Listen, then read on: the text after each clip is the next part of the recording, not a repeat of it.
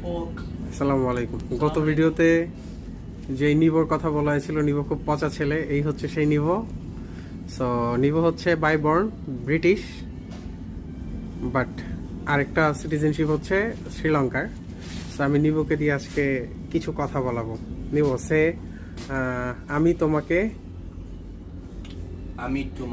ভালোবাসি Sadia. Sadia. I forgot already, is it? আমি তোমাকে ভালোবাসি সাদিয়া। Amo. আমি তোমাকে ভালোবাসি সাদিয়া। Ami. Tomake.